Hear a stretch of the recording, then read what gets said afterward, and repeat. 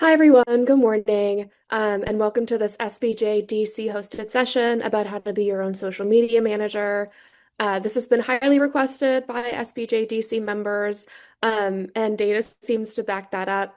More and more people are getting their news from social media, including from content creators. So this session is pretty timely. And Kassy Cho is leading this session. She's the editor-in-chief of Almost, an independent media platform delivering social first news to young people. So it's really excited to have her here to talk about her skills. Um, and if this is interesting to you, SBJDC also hosts programs like this throughout the year, and you can find more information about that on sbjdc.org. That will all be in the chat box along with some other links and information about our chapter. And if you're not an SBJDC member already, please consider doing so. By becoming a member, you can help us, continue to build up journalism and protect the First Amendment. And if you're not local to DC, there are plenty of SBJ DC or SBJ chapters throughout the country. Um, with that, that's it from me. So, Kassy, I'll let you take it away. Amazing. Thank you so much for having me. I'm happy to be here. I'm going to share my screen, and then I'm conscious that we only have an hour and there's quite a bit to get through, so I'm just gonna get started. So yeah, thanks everyone for coming. As Kayla explained, my name is Cassie. I am an independent journalist and the founder and editor-in-chief of Almost, which is an independent social first media outlet telling global news stories for young people. And yeah, today we're going to be talking a little bit more about, how to become your own social media manager, which is a skill that journalists are now sort of being required to do essentially by the landscape. So just to sort of start off today, I just want to ground us sort of in the environment that we're all working in. And as we can see, this is data from February 2025. Probably, I think they have some more new data from this website, but most people, as we can see, are online and most people are on their phones. And for a large share of the population, the internet and especially social media platforms are a part of daily life. And this is the environment that, we journalists are now working in, whether we like it or not. Previously, we used to, when we wrote like a very strong article, that was enough to sort of shape the narrative and raise awareness. But now that how that works, how we distribute that work is also just as important. And so it's important that we sort of start off sort of acknowledging this like change in the communication landscape, because now it's like when you write an article, it used to be like, oh, once you finish the article, that is like the end. But now it actually seems to be a lot of times the beginning. And the challenge is that, most journalists we're trained to write, but not to distribute. So just to go drill down a little bit further. So the next question isn't just like, are people online, but why people are there? So as we can see from this graph, information is still one of the core reasons that people still use the internet, and also with keeping up with news and also events. So this shows that, people haven't stopped wanting to understand the world. That part definitely hasn't changed. They're still interested. It's just they're doing it online now. Um, then just to drill down even further, when we zoom in specifically on social media, the reason sort of shifts slightly. So as we can see, obviously the top one, everyone uses social media essentially to keep in touch with friends and family, but they're not just using social media platforms to socialize, they're also using them to like read news stories and find content and also seeing what's being talked about as some of the top reasons here. And they're using it basically to discover information and to understand what's happening and also to make sense of the world, which means that, social media isn't just necessarily a marketing channel now, it's actually sort of an information environment. So when we talk about this, we're talking about something that is not separate from our work. It's actually now one of the main places that people encounter news, even often before they even click on an article on a website. So before we go further, I'm just curious, just based on sort of everybody's instinct, which platforms do you think people are actually using to find news online right now? You can say it out loud or answer in the chat or just sort of think about it. Is it a search? Is it social media? Which social media platforms, news apps, or something else? Feel free to pop it in the chat. Okay, so I'm seeing TikTok. TikTok. Any other places?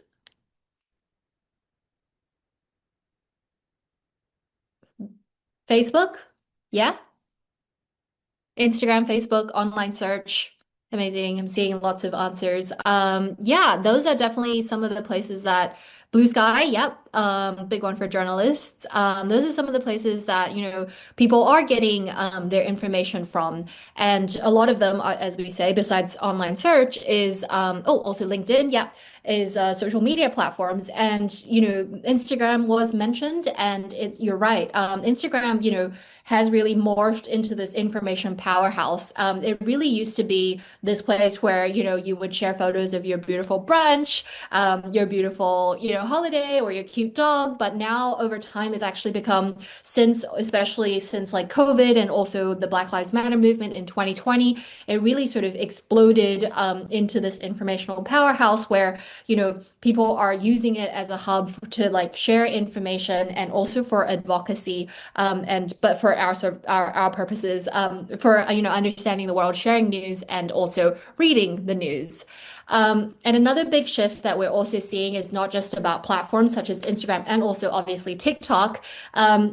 Is that it's also about who people are getting the news from. And so across all age groups, this is like a recent study research that was done, and maybe some of you have already read this. But yeah, across age groups, a growing share of people are saying that they get news from creators rather than mainstream outlets. And as we can see here, 21% of over 30s in the US get news from creators, 37% of under 30s in the US get news from creators, and personality helps understand the news according to a snippet from in here. So what that means is that it's not that people are trusting journalism less, it's that, personality helps people to understand the news, especially complex and overwhelming stories.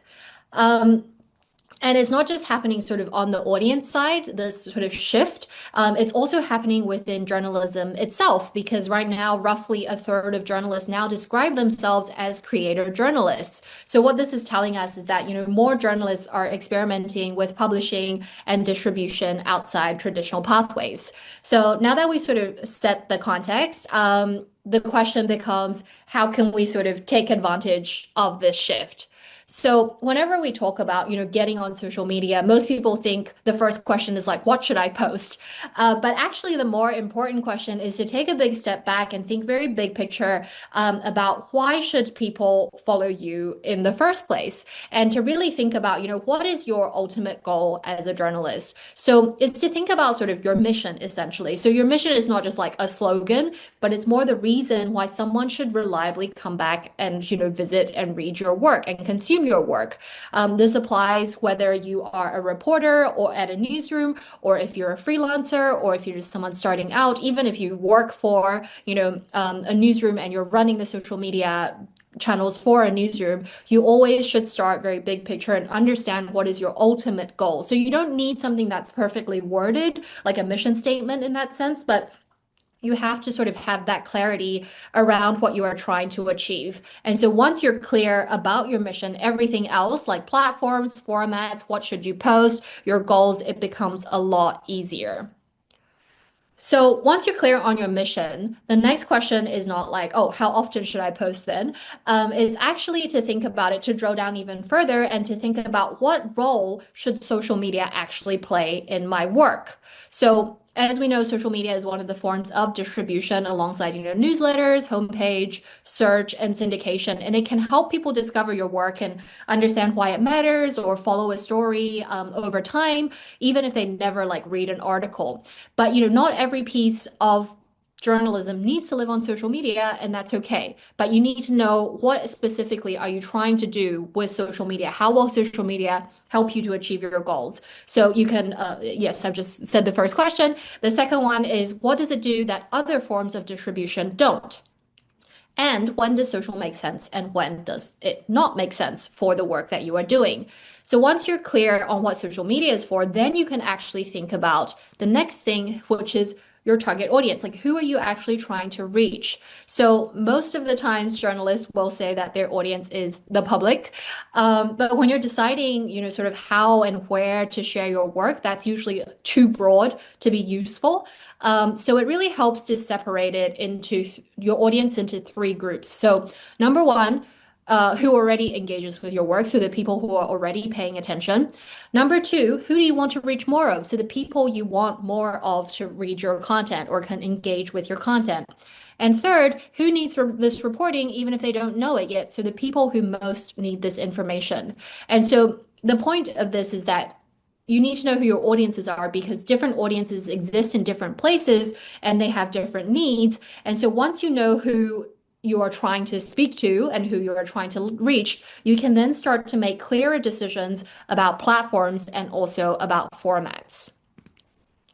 So just to sort of wrap up this section quickly, and basically once you have a rough sense of your mission, you're able to sort of use it more as like a sort of as a guiding principle. So if you want to think about it sort of from the perspective of someone who is like landing on your social media profile for the first time, usually, what will audiences do? They will probably take a look at your bio. They'll take a look at, sorry, your profile photo. They'll read your name. They'll read your bio. And then they'll scroll down and sort of look at a few posts, right? And if you have a really clear mission, then it becomes very immediately clear to the audience, oh, this is what this person posts about. So I would hope if they were to come to my profile, they'll say, oh, okay, so Kassy posts about like world news and sort of like with a focus on like human rights, especially for young people.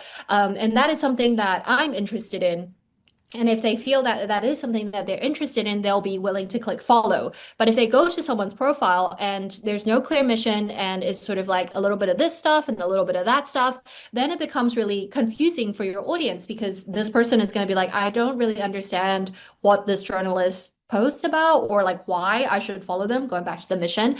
So maybe I won't follow them. So it's very important that you sort of help your audience to quickly understand what you're about, what you post, why you post it, and whether it's for them. And even if they were to say, oh, okay, it's not really like my cup of tea. I don't really want this type of content. At least they have a clear idea of who you are and what you do. So then you want to make sure that basically the mission becomes a shortcut to like make decisions. So that's why I've written here mission driven audience first. So when every time you encounter, a story, and you're thinking about putting it on social media, for example, or every time you work on a story, you should ask yourself the question whether it serves your mission and your audience. And if the answer is yes, then you'll know that, you should put it on social media. So it helps you to basically decide, what to post, what not to post, which platforms matter, and where you should spend your energy, right? Um, Let me see. So yeah, just think about that. And you don't really need like a perfect mission statement for this to work. You just need sort of a rough idea, or a rough sense of what you are trying to accomplish, right? And it's not actually necessarily about sort of like what your bio looks like, but it's about how you can make decisions when, you're working on something. So once you're clear about your mission, then what we can do is choose our platforms because a lot of times, we don't, there's like this fear that, we need to be on all of the different platforms, which, having worked in social media for a while, it's true that it's not good to put all your eggs in one basket because of algorithm changes, but it also doesn't mean that you need to, be on every single platform. So it's really about sort of finding the overlap between three things. And the three things are number one, your mission. So ask yourself the question, which platforms actually help you to do your job well? The second one is your audience. So where are the people you're trying to reach already spending their time? And then the third one is your capacity, which is a very important one. What can you realistically sustain with the time and energy that you have? And so, for example, for me, if I'm doing this exercise, my mission is to inform young people about important issues happening around the world. So, and where are my audience spending their time? Mostly Instagram, TikTok, and also Snapchat. So those are the platforms that I tend to prioritize. And then depending on, the capacity of, your journal, if you have a team or if you're just working on your own, you can sort of think about how much is realistic, how much output can I realistically put out, or how much time can I dedicate to running different sort of platforms. And then you can make your decisions based on that. Then after you sort of finalized your mission and you've picked out your platforms, it's very important that we set some goals. So the reason that goals matter here is because basically social media, like we said, is infinite. Like there's always another post that you could make. There's always another platform you could join. There's another trend that you can chase. But having a clear goal really gives you a point to stop, actually. So it helps you to decide basically what success looks like for the phase of your work, and then make sure that you're focusing on your effort on that, and then know when something is working. And I really like this framework because it's very useful in that it forces you to be very specific about what you're actually trying to get. So this is called like the SMART goal. I'm not sure if people, maybe some people have already heard of this before, but basically it's an acronym for these five different things. So the first one is specific. So you need to be specific about what exactly you are trying to do or achieve. The next one is your goal should be measurable. So how will you know if it's working? So, it could be like followers, number of posts, reach, that kind of thing, engagement. So quantifying whether, knowing whether your goal is working. Your goal should also be attainable. So it needs to be realistic for your time and resources. You don't want to set a goal that you are never going to be able to accomplish. The next one is relevant. So you want to make sure that your goal ties back to your overall mission, as we spoke about. And then finally, your goal, a good goal should also be time bound. So ask yourself the question, when do I want to achieve this goal by?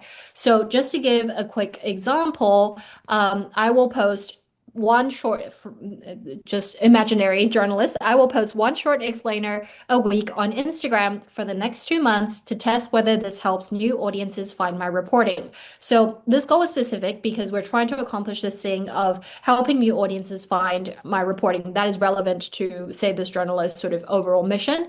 It is measurable because we're going to have one short explainer a week, and also over 2 months, which is time bound.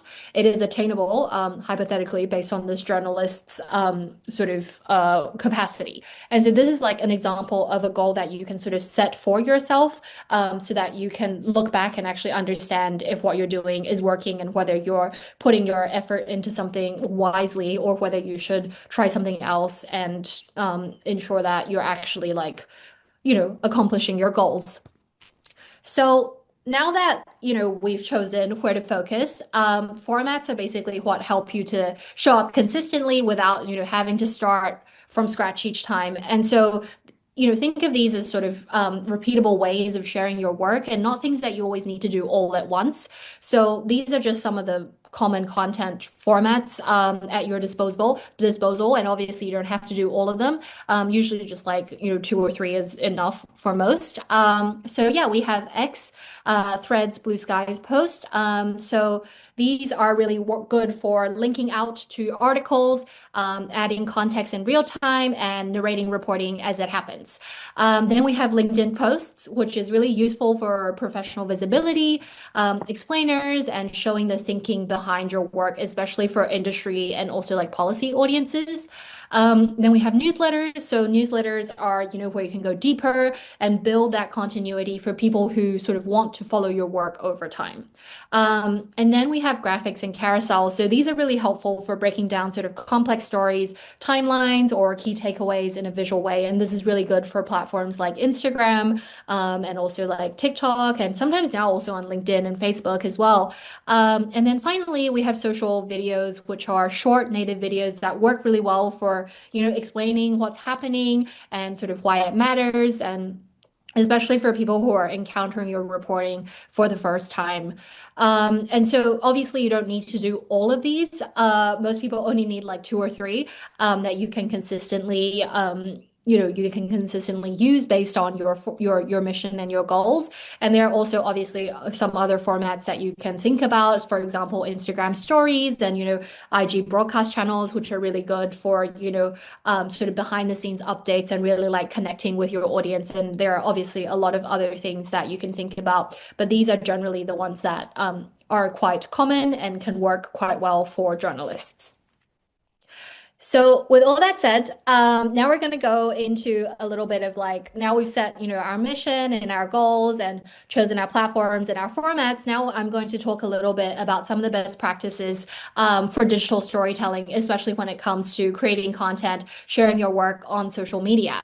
So the first thing is we usually want to get ourselves in this mindset when we're working on social is to remember that most people who are encountering your work on social media don't follow you and they don't know who you are. It's so what they're seeing is they're going to see your content out of context. It might be on an explore page, it might be on For You page, it might be being, shared to someone's story or somebody sent it to them. And then when you post it, so that's why when you post it, it's really important that you think about it in the perspective of the someone who doesn't follow you and think about how that content shows up in those places. Like, how will these audiences encounter your pieces of content? So for example, if you're on Instagram, you can think about it from the perspective of an audience member. Like, if they don't already follow you, how are they likely to see what your piece of content that you've created and posted? Number one, they might see it on the explore page, so it looks kind of like this. And then, or the other likely place that they're going to see it is if their friend shared it to their story or sent it to them in a DM. And this is sort of what it looks like. And what do you notice when you look at basically these two screenshots? What we notice is that, number one, the caption is not visible at all. What we see is that it's just the square, or it's just like the video itself. And so this is really actually a very key insight for us, because what that means is that if new audiences are going to encounter the content,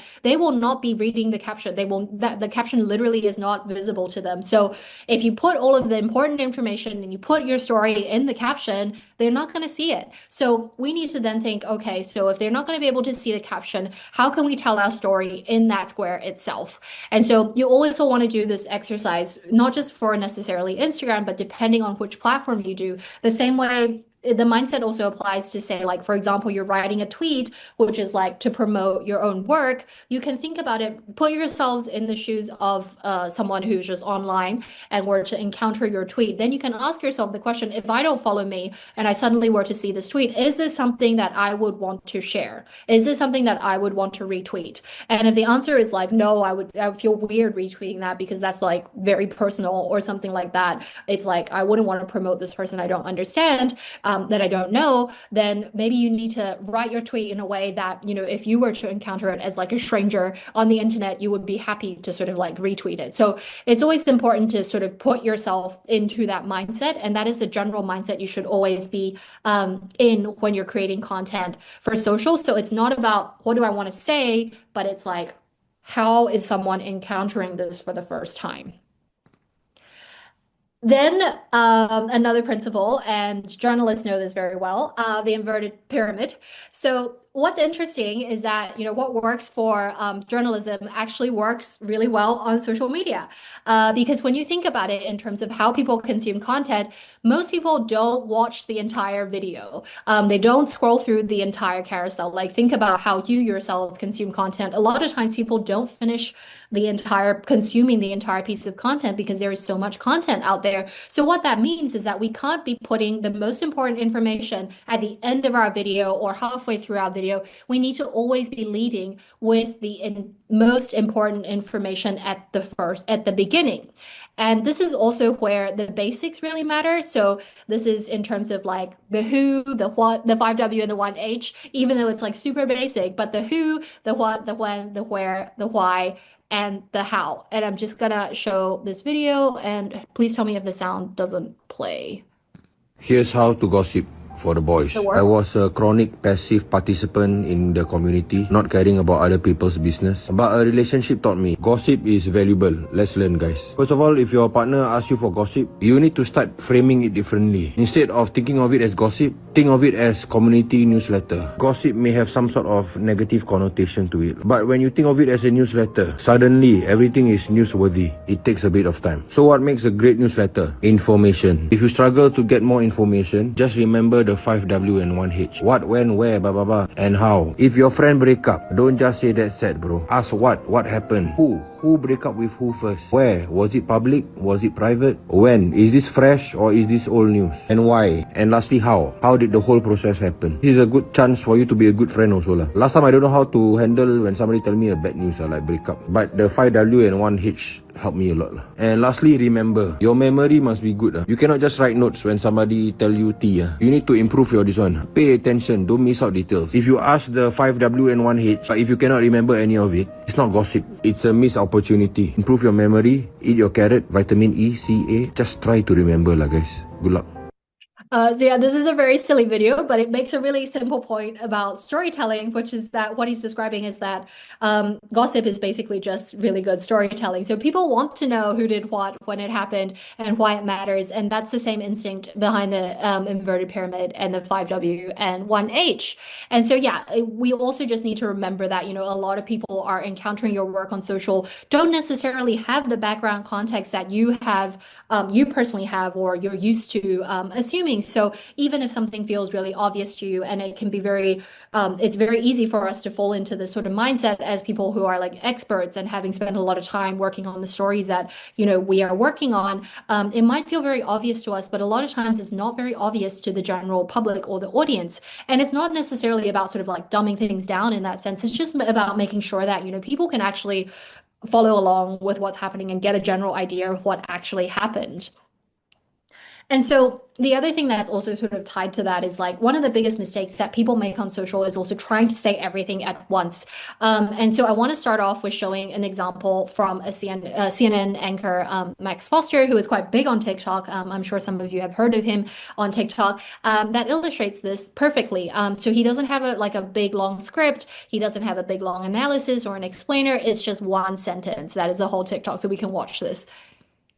People so desperate to get out of Afghanistan, which is being taken over by the Taliban, that they're clinging to the undercarriage of a US Air Force plane leaving the country.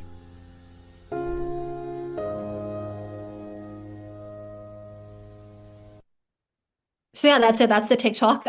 So he made that and posted that during the Taliban takeover of Afghanistan in 2021. And I remember it went pretty viral. I think it did like 500,000 views at least. And so what's really special here is that this is like the keep it simple, stupid KISS principle in action, because he doesn't try to explain the entire situation in Afghanistan. He gives you one fact that instantly tells you the stakes. And then because the sentence is so clear, the footage then does the rest. And you can see immediately, and you can immediately engage and understand. And so on social, people usually decide whether to keep watching within the first few seconds. And a lot of times if they feel like they have to like work to understand what you're saying, then they probably won't, because there is so much content out there fighting for their attention. So in general, the less text that you have, the better, because in general, when people see a lot of text, they immediately think, oh, shoot, I have to spend time reading this. I have to spend time processing it. I don't want to do that. I'm just here to like scroll online. So you want to try and keep it as simple as possible, and try to think of each sentence as one bullet point or a paragraph, kind of what we do already in articles. And then write in short, simple, and conversational sentences so that it's not very long and long-winded. And then in that case, people get really confused and forget your point.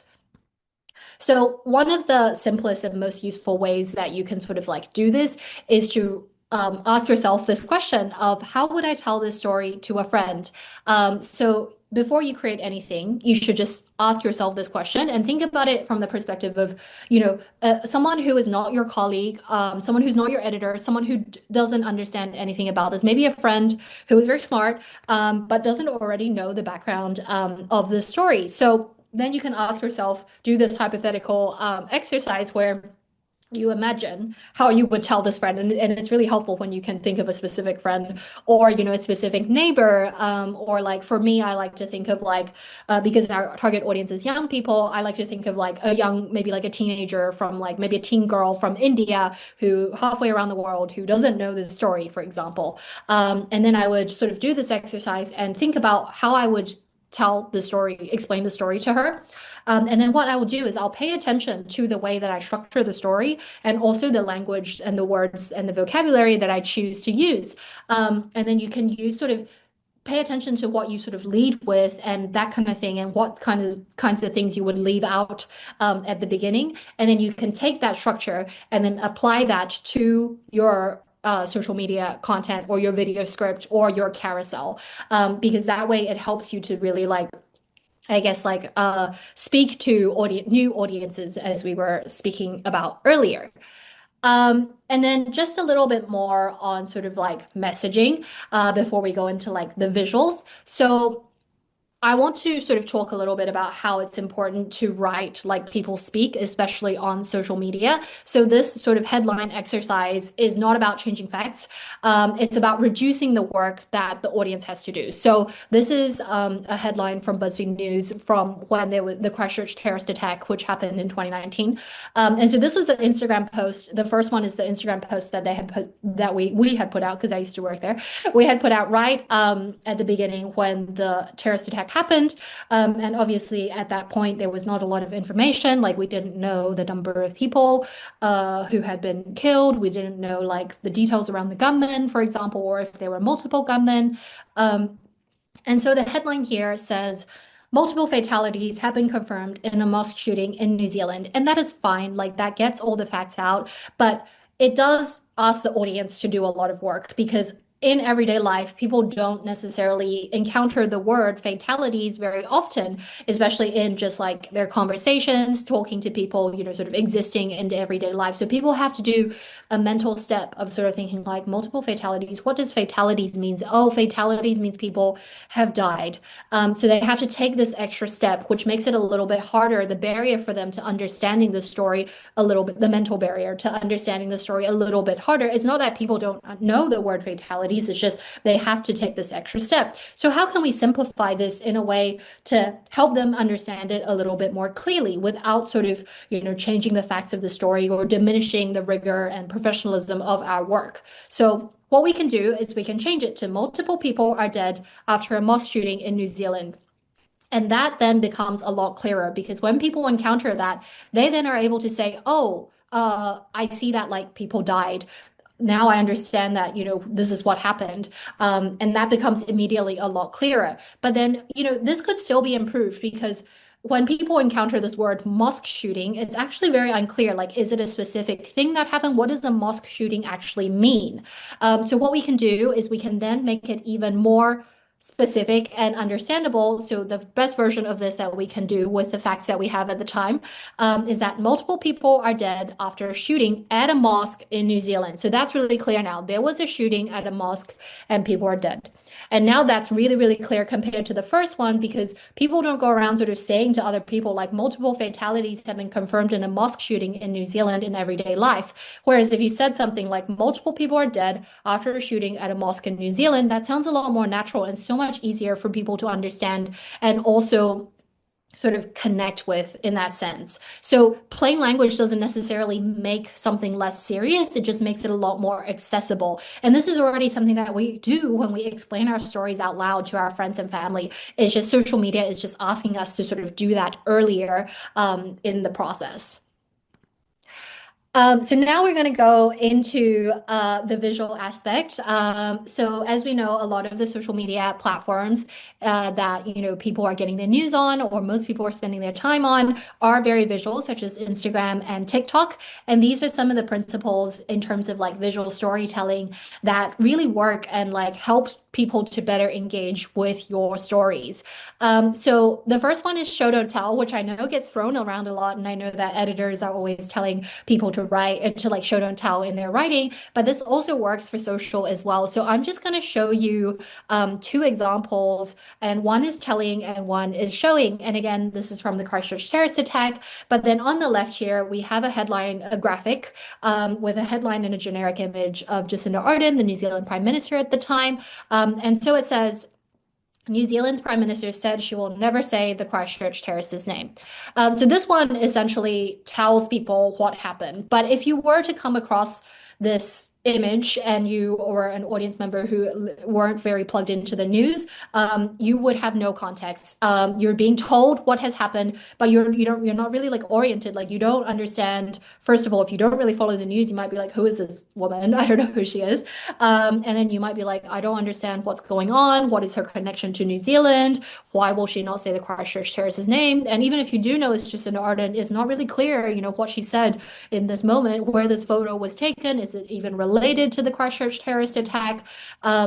Whereas, the very simple way to solve this is to show her explaining it. And luckily, there was a speech, she gave a speech explaining the reason why she will never say the Christchurch terrorist's name. And I'm going to show the example of us showing the actual moment of it happening, and then you'll be able to sort of feel the difference immediately. The 15th of March will now be forever a day etched in our collective memories. On a quiet Friday afternoon, a man stormed into a place of peaceful worship and took away the lives of 50 people. That quiet Friday afternoon has become our darkest of days. He sought many things from his act of terror, but one was notoriety. And that is why you will never hear me mention his name. He is a terrorist. He is a criminal. He is an extremist. But he will, when I speak, be nameless. And to others I implore you, speak the names of those who were lost, rather than the name of the man who took them. He may have sought notoriety, but we in New Zealand will give him nothing, not even his name. So yeah, if you watch that video, it's a lot more powerful. It's a lot more impactful. You can hear her reasoning. You can hear the emotion in her voice. And then that is a lot more powerful than sort of seeing an image of, us telling people that this is a thing that happened. So whenever you're sort of thinking about creating content for social, you can always think about it in terms of like, is there a way that I can visually show people this thing happening? And when you show them the moment, the quote or like the evidence, you don't have to explain the meaning. They can immediately understand and arrive at the meaning themselves. So the next thing is to tell a story. So journalists are already really good at this, but just to show you sort of how it sort of applies on social media. So I'm going to show an example of not telling a story and then telling a story on social media, a very simple example, because as we know, people are drawn to stories. They want to hear they want to know the beginning, the middle, the end. They want to know the progression. They want to see what happens next. So first, I'm going to show this video. And just imagine, put yourselves in the shoes of just like a person scrolling online on TikTok, for example, and you come across this video. We're going to have to take a chance now. Oh, dog. Oh, the dog has the ball. Oh, here we go. Now that is... It's brilliant. Now there we go. Dog has stopped play. Oh, there we go. I think we'll retrieve the ball. It may need a clean. So yeah, it's a really funny video. And it would be, if you encountered it, you would probably laugh. But then, you can also think about it because it does take a while to get started. There's like no sound at the beginning. It's kind of unclear if you're just watching it as someone who doesn't follow this. You just came across this randomly. It's kind of unclear what's going on, what this video is about, and why it matters. And so what we can do is we can do a very simple trick to basically tell a story with a beginning, a middle, and an end. And I'm going to play the example. A dog interrupted a cricket match in Northern Ireland on Saturday. I'm going to have to take a chance now. Dog. Oh, the dog has the ball. Oh, here we go. Now that is... It's brilliant. Now there we go. Dog has stopped play. Oh, there we go. I think we'll retrieve the ball. It may need a clean. And then the International Cricket Council gave him a very special award. So as you can see, what we've done is just told a very simple story that has a clear beginning, where we basically explain that a dog interrupted a cricket match in Northern Ireland, and then we watch the middle where there is the cricket match crashing, and then we have a nice little conclusion, a little end that we wouldn't have otherwise, known if we had just encountered this clip, that this dog was crowned Additional Player of the Month. And so this is just a very simple way that you can make sure that you're telling a story. So think about it in terms of that narrative whenever you're creating content for social. Like, how can you do it in a way that is sort of has a progression rather than just sort of presenting people with a thing that happened with just a fact, for example. So the next principle is one that I emphasize a lot throughout everything that I teach, is this idea of focusing on people, because a lot of times we as journalists cover topics that are sort of, it could be very difficult for people to understand, especially if they're happening somewhere halfway around the world in a place they've never heard of. It's really difficult for people to really connect with or understand the gravity of a news event when it doesn't really directly relate to or affect you. And so my favorite example, actually, no, we can watch this first, and then I'll share my example. But this is a video from The Guardian.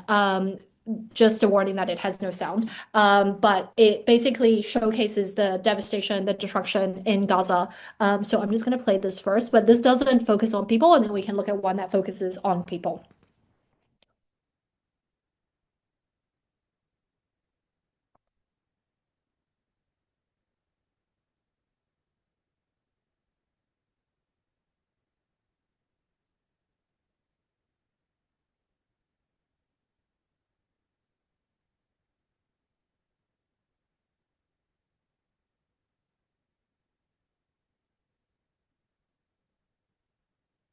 So yeah, when you watch this video, obviously it is very devastating. But at the same time, people are like, oh, that's sad, but doesn't really affect me. Because, it seems far away, it seems distant, it doesn't look like anything that I know. But if we were to focus on someone who has been affected, it actually creates an emotional connection and also triggers an empathetic response because people relate to people, and seeing somebody who has been affected is a very powerful way into a story that they may not necessarily be able to connect with. So I'm just going to play this example of how to focus on people.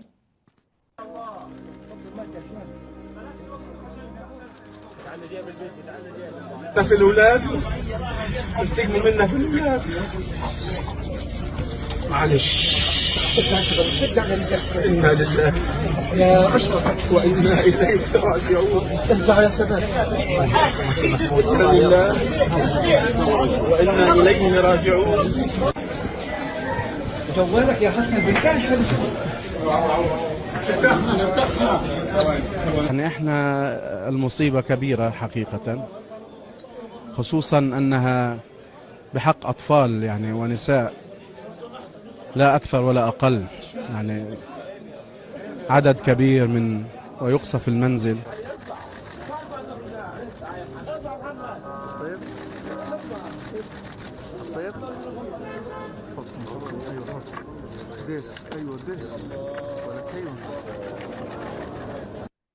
So yeah, as you can see, it's very emotional and very devastating. And, people can start to connect with like the realities and the devastation of the heartbreak of, losing family members, for example, versus like, drone photography. That's not to say that we shouldn't, we should just never post, drone photos of destruction, for example. It's to really think about, we can do both, but, it's really to make sure that, it's through focusing on people that we're able to help people to better understand and connect with issues that they don't have like the experience in and understanding of. And so to go back to my favorite example, which is a bit old now, but Brexit is my favorite example of this, because if you were to think about how to tell Brexit, and also climate change, I think is also a good one. These are like really big issues that are going to affect big, like millions of people.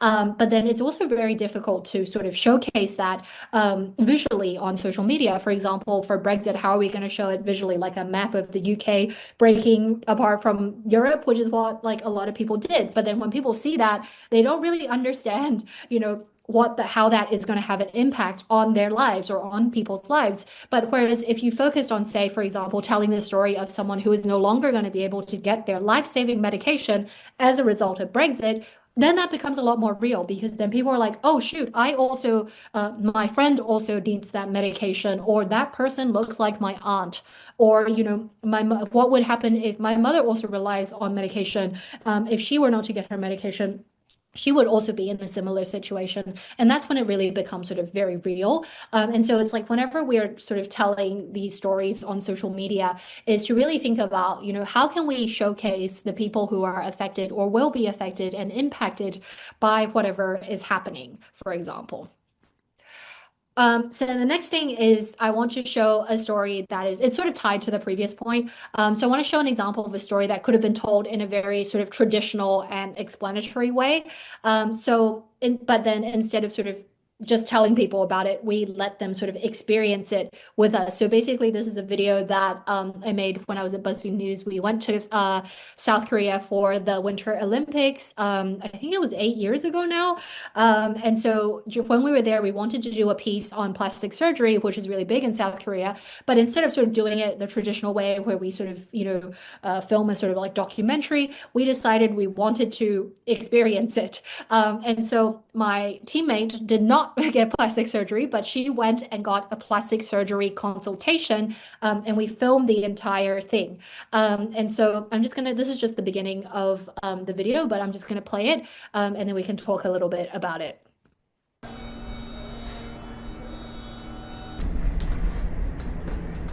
Oh, that is your phone. This is your That's my phone. That is so odd.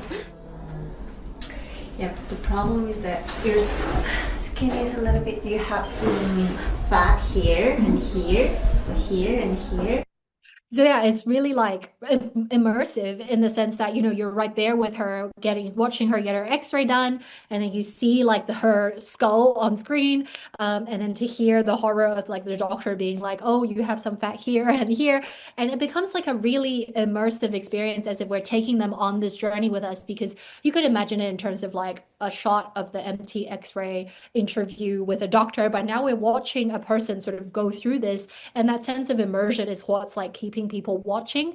And this works anytime you have access to sort of a process, whether it's a court hearing, a consultation, negotiation, a reporting trip, or even just your own sort of reporting. If you can take people sort of along with you, they can understand the story a lot faster and like a lot more deeper, as if they're there with you. It's sort of like that idea again of showing people and not sort of like telling them about a thing that is happening. They can actually imagine, and not just imagine, they can actually see it instead of having to imagine it. And then I'm not going to go into a deep dive into video because we don't really have a lot of time. But these are the main three big things that sort of come up when it comes to social video. So the first thing is to very importantly always start with motion or action. Something needs to basically happen immediately. Like there needs to be a movement, there needs to be a face, there needs to be a change. Because people, if you think about it again from the perspective of an audience member, if they're scrolling, they are, if something doesn't start moving in the time that they're scrolling, they're going to keep scrolling. For example, if you're making a video, a lot of times people like to start with like a black screen that slowly fades into like a logo that appears before we get into the action. That doesn't work on social media, because by the time that, your logo appears, people already scroll past it. They're just like, oh, it's just like a black photo. I'm not going to look at that. So it's important to always lead with the most important thing. You put your money shot at the beginning. Do not put it at the end. You can repeat it at the end if you want, but make sure that you grab people's attention in the time that it takes for them to scroll by. The general sort of belief is that if you are, the first 3 seconds obviously is the most important, but if you can get them to watch 7 seconds, they're more likely to complete the entire video. Then the other thing is to make sure that you always lead with the point, kind of what we were talking about. So don't spend time warming them up, hit them immediately with the point, tell them exactly what the video is about. And then you want to make sure that it's understandable without any sound, because a lot of times so you want a subtitle, you want to, it's good for accessibility reasons as well, because people are not always watching with the sound on. They might be at work, they might be commuting, they might just not want the sound on. So you want to make sure you make it as easy as possible for people to understand your video. So I'm just going to play a quick example of a video that I made about the drought in Taiwan in 2020, which I think sort of combines a lot of the things that we just spoke about, just to give you an idea of how it could look. And this, I think, is also a good example of thinking about how to make it sort of relatable and authentic to a platform, sort of something that people can really easily understand and tap into for like a big sort of issue. Do you know that this is how much water you use while you wait for your shower to heat up? Right now, I'm in Taichung, central Taiwan.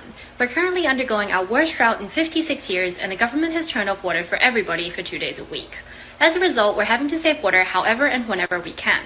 One of the ways that I do that is by saving the water before I shower and pouring it into a bathtub to be used for later. That water can be used to water plants, for cleaning, and to flush the toilet. I've managed to save almost 15 liters each time. Climate change is affecting people's access to water everywhere, and we need to preserve and protect the world's water. So this was made for the WaterAid charity, but you sort of understand it. It basically created a whole sort of discussion because people were also chiming in to say, "Wow, I can't believe it takes that long for your shower to heat up," or people said, "Yeah, mine takes even longer," and it started a whole debate and went super viral. But as you can see, it starts with motion and action. We're watching the shower go. We're leading with a point, and it's all subtitled. I'm conscious of time, so I'm gonna like speed through the last bit, which is actually quite important. So one of the fastest ways that, journalists sort of get discouraged on social is by looking at the wrong numbers. So especially when we're covering very serious or uncomfortable stories. So if you look at these two examples that I've put here from Almost Reporting, we know that these are not stories that are going to get a lot of likes because, it's about a stabbing at a kindergarten. Like people don't want to like that. It's also about Pacific sea level rise in the Pacific Islands, which is a very underreported and issue that a lot of people don't know about or don't seem to care about. But a lot of times it's like the more serious the story, the less likable it is. But if you think about it again from the perspective of an audience member, if you were to encounter these stories, yeah, I'm not going to want to like it, but I'll probably want to do something. Maybe I'll want to comment. Maybe I'll want to share it to my story and help to share the message. Maybe I'll want to send it to a friend. Maybe I'll want to like look it up online. And so that's why it's important for us to look beyond likes to basically understand the impact of our stories, especially around serious, sensitive, or underreported issues. Like if we post about Trump, yeah, it's gonna like go viral and like get like a million views. But if we post a story about sea level rise in Fiji, and it gets like, I don't know, 50K views, then that is really good and we can also look at, for example, the comments and who we reached. For example, maybe we reached everybody in Fiji and everyone was like, "Thank you so much for sharing our story." Then for us, that is also like impact, that is also success.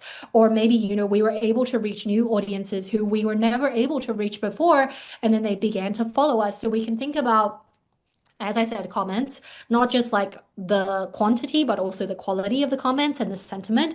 We can look at shares. We can look at impressions, like how many people did we actually reach with this content? What types of accounts did we reach? Were we able to break through our existing followers and reach new people? Were we able to reach everyone in Fiji, for example? And then the final one, which is follows, that is like the golden standard of basically somebody saw your piece of content somewhere. They were so interested. They were like, "I wonder who made this piece of content." They came to your profile. They looked at your profile and did all the steps that we talked about. Like they looked at your bio, read looked at your photo, read your bio, looked at some posts, and they decided, "This is great. I want more of this." And they decided to click follow. So when you're breaking basically hard news, likes are like the least useful metric. The right metric really depends on the story that you're telling. And so the other thing to sort of talk about is the importance of sort of learning as you go. And social media is one of the few places where you can do that. Basically, social media allows you to get feedback immediately. We don't have to wait for TV ratings or newspaper circulation numbers. We can know immediately when something is resonating. And the good thing is that it's also less serious a lot of times than like print or TV in that sense. And you don't need to get it right the first time. You can actually do this process of sort of like trial and error and experiment with a lot of things. So you just need to basically you can embark on this sort of cycle where you have an idea and you can say, "Okay, I want to make a video like this," and then you make the video and then you share it, and maybe you think, "Okay, it's gonna do like 10K views," but then it only does like 10 views. Then you can think, "Oh, I wonder why that completely flopped. Maybe if I did it a little bit differently next time, maybe I want to like change the beginning title card, or I want to do it differently this time." Then next time you do it differently, and then it goes viral. then you can say, oh, okay, maybe that worked. Let me like try and do that again. And then it goes viral again. And then you keep doing that and you're like, oh, okay, I finally figured it out. This is what people like and this is what works. And that's how you're able to come up with like formulas and templates. And actually, that is sort of how innovation happens by sort of creating the content. Then you can actually actively immediately see the performance. You analyze the performance, then you iterate and you refine. And you have social media gives you real-time data and real-time signals of how your audience feels about your content, which means that you can do just more of what works and you don't have to keep doing things that don't work. So social media is not really about sort of just like making it perfect. It's about just sort of like looking at the data and paying attention. And the final thing that I want to leave everybody with is the idea of consistency. So consistency is really, really key to growing and just like being on social media. So what actually builds momentum and growth is actually being predictable. So we don't want to be someone who comes out and posts 10 things at once and then disappear for 2 years and then come back randomly and then disappear again. People don't know what to do with that. Your audience is going to forget about you between those times, and then suddenly they're going to see 5 posts from you. They'll be like, I don't remember following this account. I'm going to unfollow. It's really, really confusing. It's also really confusing for platforms because it's not sending the signal to the platform that you're a regular user, regular account that is like healthy, and they don't know what kind of account you are. You're not a regular user, which deprioritizes your content on algorithms. And when I say consistency, I think people get really worried because they're like, oh, shoot, does this mean I have to post like every single day? I have to do like 3 posts. No, consistency doesn't mean you have to post every single day or every single hour. It can literally be once a week, once a month, once every 2 months, whatever your capacity allows. What matters is sort of looking at your own capacity and deciding on what is like a minimum viable sort of number of things that I can do, and then sticking to that baseline.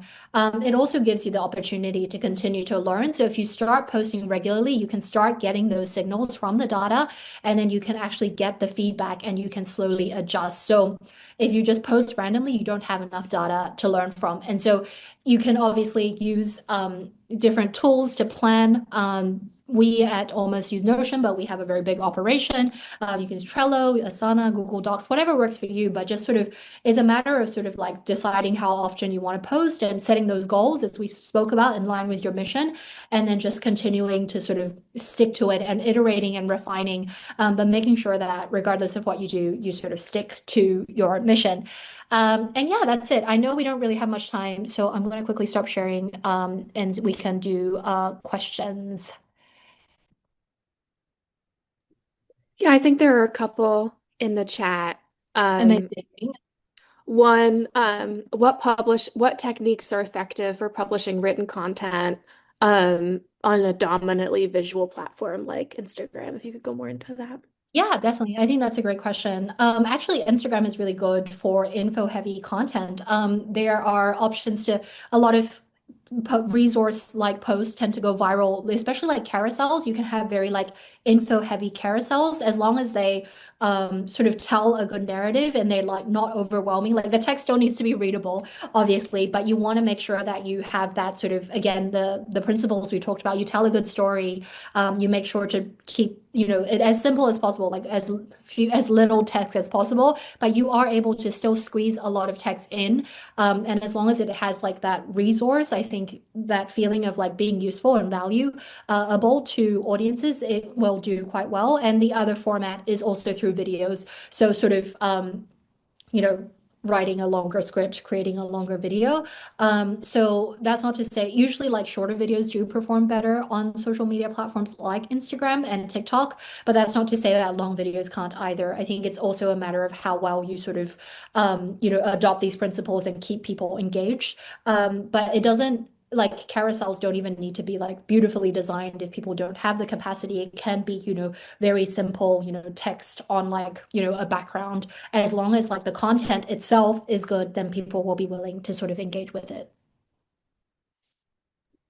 Awesome, very helpful. And then one more question quickly for the New Zealand example. Mhm. Why not use a more active verb? Shooting at New Zealand moss leaves multiple people dead. If you could go into that. Yeah, I mean, I think that also works as well. I think it's just a matter of sort of the way that BuzzFeed wrote it at the time. Obviously, there are multiple ways around it. I think the point is more just like instead of saying like mosque shooting leaves multiple fatalities in New Zealand. Using words that, people and like language that people encounter in everyday life, because that means that they have to spend less time sort of like processing, and they can immediately understand because it's something like it's language or a sentence structure that they would, encounter on a day-to-day basis, so that they don't have to think extra, long about it in that sense. Nice. And one more question. I think we have time.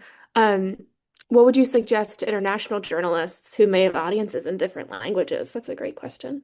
Yeah, that's a great question. I think there are different ways to approach this, and I think it really depends on your goal. Like if your goal is to maintain the various different audiences, or if you'd like to prioritize certain audiences. I know there is possibilities to do like bilingual content, which we sometimes do on our Chinese account. For example, we have like bilingual subtitles in English and Chinese.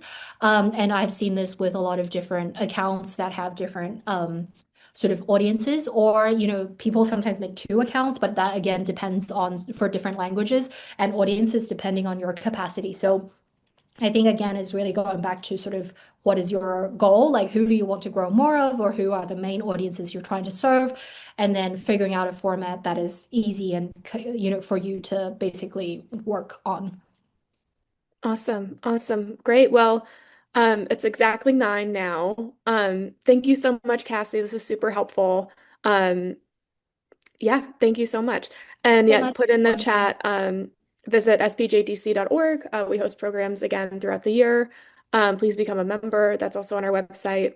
And yeah, thanks so much, everyone. Thank you so much for having me and for coming, everyone.